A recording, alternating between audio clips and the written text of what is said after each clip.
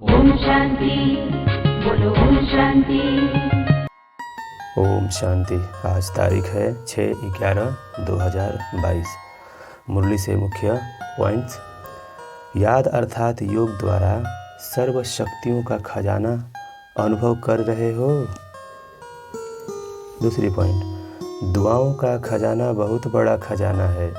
जो सर्व की दुआओं के खजानों से भरपूर है, संपन्न है, उसको कभी भी पुरुषार्थ में मेहनत नहीं करनी पड़ती। बाबा ने कहा, सबसे बड़े तीव्र गति से आगे उड़ने का तेज यंत्र है दुआएं। जैसे साइंस का सबसे बड़ा तीव्र गति का रॉकेट है, लेकिन दुआओं का रॉकेट उससे भी श्रेष्ठ है।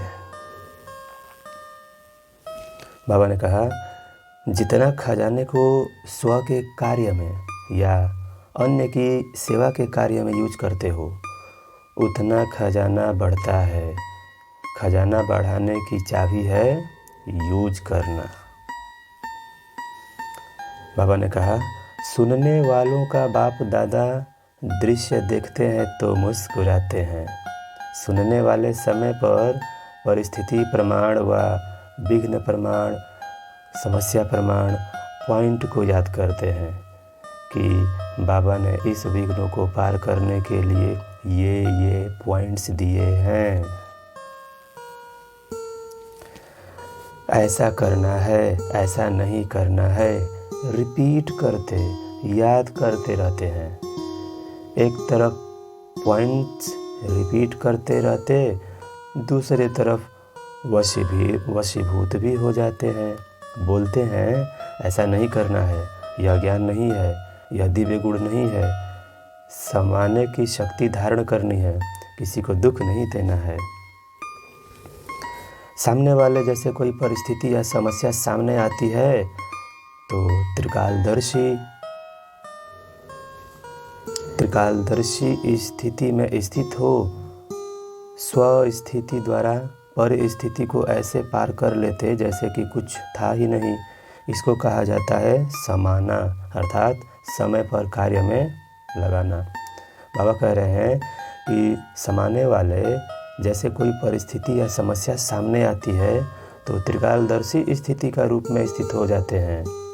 स्व स्थिति द्वारा परिस्थिति को ऐसे पार कर लेते हैं जैसे कि समस्या कोई था ही नहीं। इसको कहा जाता है समाना, अर्थात समय पर कार्य में लगाना। बाबा ने कहा, दिव्य गुण भी बाप का वर्षा है, तो प्राप्त हुए वर्षे को कार्य में लगाना क्या मुश्किल है। ऑर्डर करो। ऑर्डर करने नहीं आता, मालिक को ही ऑर्डर करना आता। कमज़ोर को ऑर्डर करने नहीं आता है। वह सोचेगा कहूँ व नहीं कहूँ, पता नहीं मदद मिलेगी व नहीं मिलेगी। बाबा ने कहा, बाप का खजाना अपना खजाना है, यह बाप का है और हमारा नहीं।